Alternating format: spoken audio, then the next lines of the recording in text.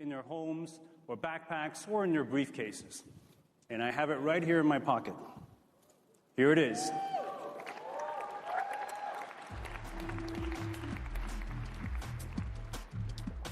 El PSP Go fue una consola extraña, pero antes de hablar de ella, remontémonos al pasado.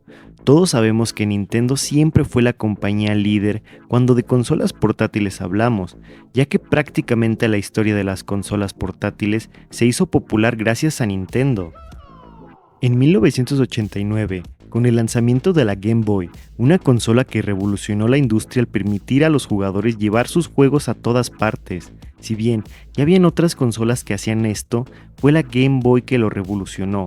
Esto fue un éxito rotundo y sentó las bases para el futuro de las consolas portátiles en los videojuegos. Desde entonces, Nintendo ha continuado lanzando al mercado una serie de consolas portátiles exitosas, como la Game Boy Color, la Game Boy Advance, la Nintendo DS y la Nintendo 3DS.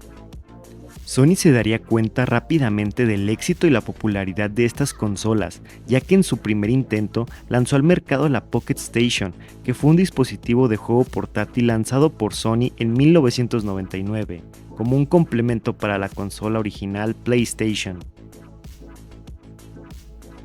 Esta tenía un diseño compacto y se asemejaba a una pequeña tarjeta de memoria con una pantalla LCD, botones y una ranura para conectar a la PlayStation.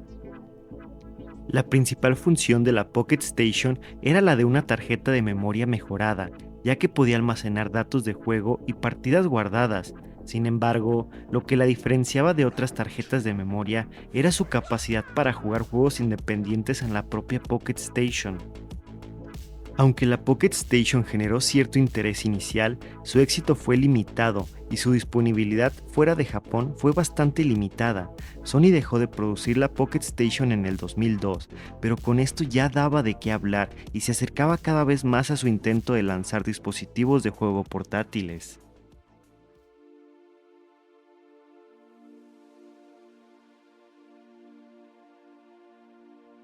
No fue hasta la E3 del verano del 2003 cuando Sony anunciaría su nueva y definitiva consola portátil, el PSP, abreviatura de PlayStation Portable.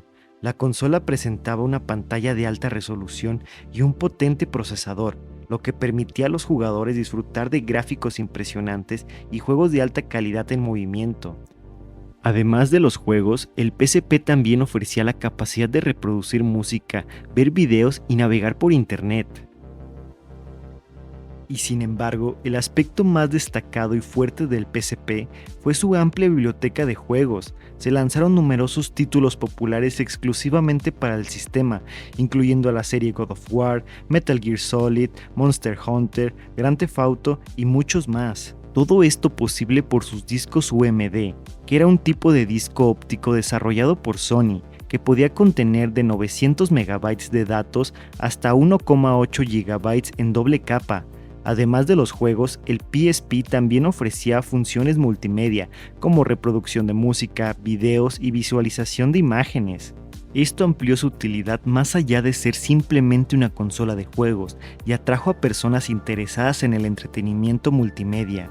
A su vez, podías descargar infinidad de contenido digital en la tienda y hasta descargar los juegos originales del primer PlayStation. Sin embargo, a pesar de su éxito inicial, el PSP finalmente fue superado por la llegada de la siguiente generación de consolas portátiles, como el Nintendo DS y más tarde el Nintendo 3DS.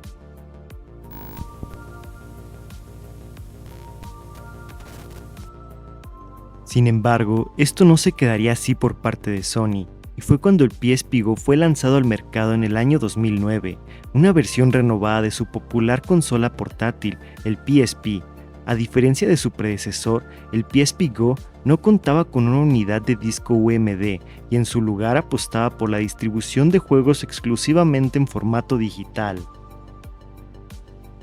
Esto pudo considerarse algo innovador en su época, pero también surgió una serie de problemas. Y es que uno de los principales problemas del PSP Go fue su diseño. A diferencia del PSP original, el PSP Go adoptó un diseño de deslizamiento, lo que limitó el tamaño de la pantalla y resultó incómodo para muchos usuarios. Además, la falta de un soporte para juegos físicos hizo que muchos jugadores se sintieran decepcionados y desconfiaran de la nueva consola. Hoy en día estamos muy acostumbrados y la mayoría de las consolas tienen su versión digital, como el Xbox Series S o el PlayStation 5, ya que la gente prefiere comprar los juegos digitales por comodidad, pero antes esto no funcionaba así. Otro factor crucial en el fracaso del PSP Go fue su precio. En el momento de su lanzamiento, que era de $250, siendo más elevado que otros dispositivos portátiles en el mercado, incluyendo el popular y exitoso Nintendo 10.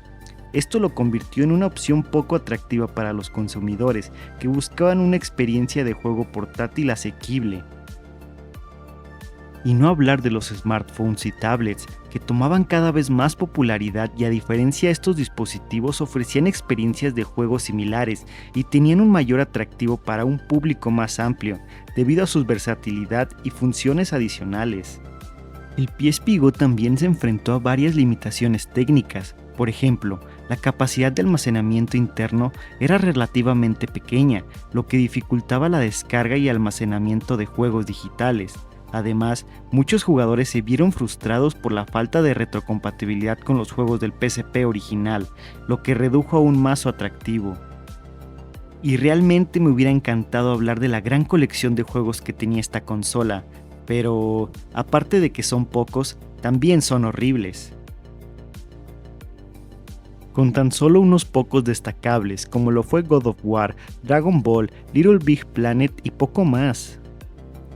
Creo que en esta época realmente creían que las consolas eran más un medio de entretenimiento que eso, una consola de videojuegos portátil.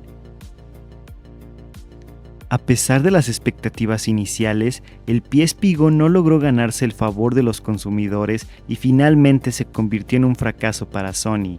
Su diseño incómodo, su alto precio y las limitaciones técnicas contribuyeron a su caída. Además, la competencia feroz en el mercado de los dispositivos portátiles y la falta de apoyo y promoción por parte de Sony también jugaron un papel importante. También quiero aclarar que el fracaso del PSP Go no significa que la idea de una consola portátil basada en juegos digitales no pueda funcionar. De hecho, las plataformas como el Nintendo Switch o el Steam Deck han demostrado que es posible tener éxito con esta propuesta. Y ahí lo tienen, el PSP Go fue un intento fallido de revolucionar el mercado de las consolas portátiles. Esperemos que este análisis les haya resultado interesante y útil. Nos vemos en nuestro próximo video. Hasta luego.